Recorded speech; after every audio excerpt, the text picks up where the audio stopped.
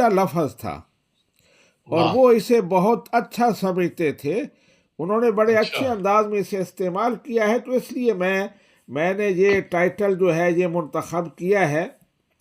मिर्ज़ा ग़ुलाम अहमद कादियानी साहब अपने मलफूजात जिल्द नंबर 9 हम्म। सफ़ा नंबर 24, ये 26 दिसंबर 1906 का है मलफूज।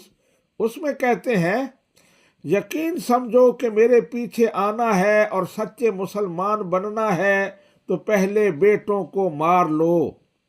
बाबा फरीद का मकूला बहुत सही है। हमने इसके के बहुत सही है कि जब कोई बेटा मर जाता तो लोगों से कहते कि एक कतूरा मर गया है, इसको दफन कर दो। बेटों को कतूरा कहते थे।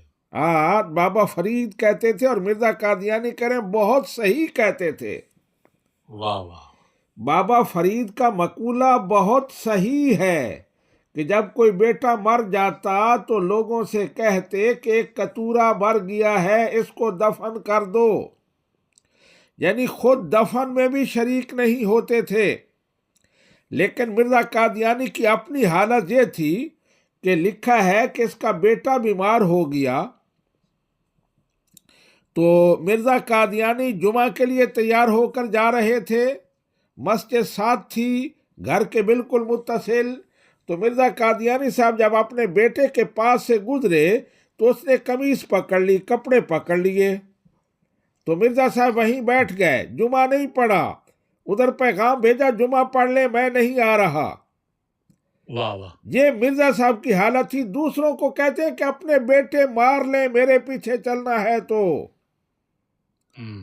अब ये बेटे मारने वाली बात जो है ये कुरान पाक के भी खिलाफ है। अल्लाह जी सुब्हानहू हाँ। व तआला इरशाद फरमाता है, ला तक़्तुलू औलादकुम, अपनी औलादों को कत्ल न करो। जी कुरान हाँ। पाक तो औलादों के बारे में दुआएं करने और उनकी लुक आफ्टर करने की तालीम देता है। लेकिन मिर्जा कादियानी कह रहा है कि अपने बेटों को मार लो, मेरे पीछे चलना है तो फिर तुम बेटों को नहीं रख सकते।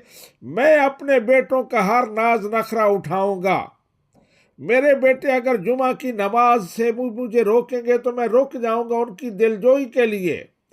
लेकिन तुम अपने बेटे मार लो, मेरे पीछे चलना है तो। फिर दूसरी बात जो बाबा फरीद के हवाले से मिर्जा कादियानी ने लिखी है वो भी गलत है। हजरत बाबा फरीद रहमतुल्लाह अलैह एक बाअमल आलिम दीन थे, सूफी सफ़ा थे, तो वो यकीनन नबी रहमत सल्लल्लाहु अलैहि वसल्लम की सुन्नतों पर, एक एक सुन्नत पर अमल करते होंगे। नबी रहमत सल्लल्लाहु अलैहि वसल्लम की तालीमात के मुताबिक उन्होंने ज़िंदगी गुजारी। तो नबी रहमत सल्लल्लाहु अलैहि वसल्लम का फरमान है, अकरमू औलादकुम वाहसिनु आदाबहुम, अपनी औलाद की इज्जत अफजाई करो और उन्हें अच्छे आदाब सिखाया करो। बेशक। नबी रहमत तो फरमाए अपनी औलाद की इज्जत अफजाई करो, लेकिन मिर्जा कादियानी कहता है कि बाबा फरीद कहते थे कि कतूरा मर गया है, उसे दफन करो। यानी बच्चे को कतूरा कहना ये जो है कितना बड़ा जुर्म है। नबी रहमत सल्लल्लाहु अलैहि वसल्लम के तालीमात की कितनी खिलाफ वर्जी है। और फिर ये कहना कि बाबा फरीद कहते थे कि इसे दफन कर दो, मैं इसके दफन में भी शरीक नहीं होगा। नबी रहमत सल्लल्लाहु अलैहि वसल्लम अपने बच्चों से इतनी मोहब्बत करते थे, इतना उनको प्यार करते थे कि नमाज में उठा लेते थे। हजरत बेशक। इमाम हसन, हजरत इमाम हुसैन के वाक़यात मशहूर हैं। आपकी एक साहिब नवासी थी, हजरत उमामा रज़ी अल्लाह तआला अन्हा, उनको आप उठाकर नमाज पढ़ते थे। वाह। हदीस में आता है कि जब आप क़याम के लिए उठते तो उन्हें उठा लेते, जब सजदे में जाने लेते तो वहाँ बैठा देते। तो ये आपकी मोहब्बत थी। और फिर अहादीस में ये भी आता है, हज़रत आयशा सिद्दीक़ा रज़ी अल्लाह तआला अन्हा रिवायत करती हैं कि कुछ देहाती आपके पास आए तो आप अपने बच्चों को बोसे दे रहे थे, उनको सूंघ रहे थे। तो उन्होंने जब ये देखा तो कहने लगे, बा खुदा, हमने तो अपने बच्चों को कभी बोसे नहीं दिए, तो ये क्या कर रहे हैं?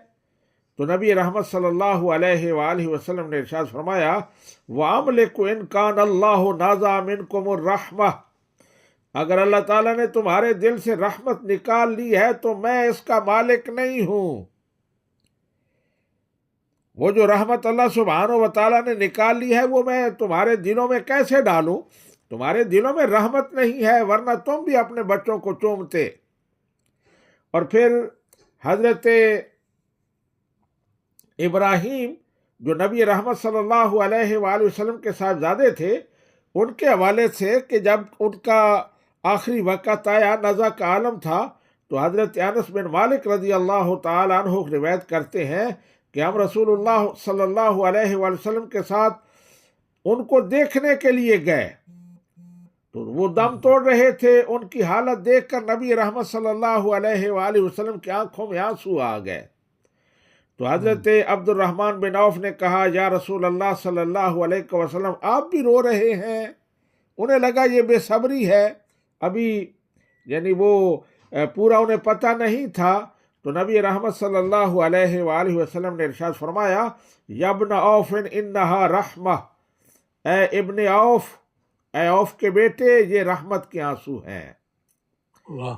फिर आप फिर रोए, दोबारा दूसरी बार फिर रो पड़े, और फिर फरमाया, इन्नल ऐन तदमा, आंखें आंसू बहाती हैं, वल कल्ब यहज़न, और दिल गमगीन होता है, वला नकूलु इल्ला मा यरदा रब्बुना, लेकिन हम ज़बान पर वही लाते हैं जिसमें हमारे रब की रज़ा हो।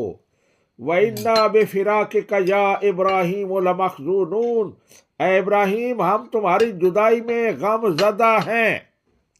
ये नबी रहमत सल्लल्लाहु अलैहि वसल्लम की सुन्नत है।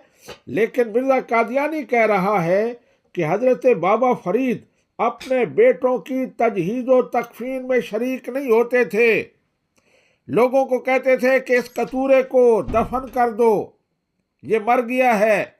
हालांकि तजहीज़ व तकफीन ये वालिदैन, बच्चों की वालिदैन पर, और वालिदैन की अगर उनके नौजवान बेटे हैं तो उन पर ये वाजिब है और इसका बड़ा अजर व सवाब है। तो हज़रत बाबा फरीद से ये बात मंसूब करना ये बहुत बड़ा बोहतान है उनकी तरफ से। हज़रत बाबा फरीद इतने संग दिल नहीं हो सकते थे कि वो अपना बेटा फौत हो गया है, लेकिन वो लोगों को कह रहे हैं कि मैं सूफ़ी हूँ, मैं अल्लाह वाला हूँ, मेरे पास टाइम नहीं है, इस कतूरे को दफन कर दो। तो ये मिर्ज़ा कादियानी की बहुत बड़ी एक तोहमत है हज़रत शेख बाबा फरीद गंज शकर रहमतुल्लाहि अलैह पर। तो इस हवाले से मैंने इसे हाईलाइट किया है, कादियानी कतूरे।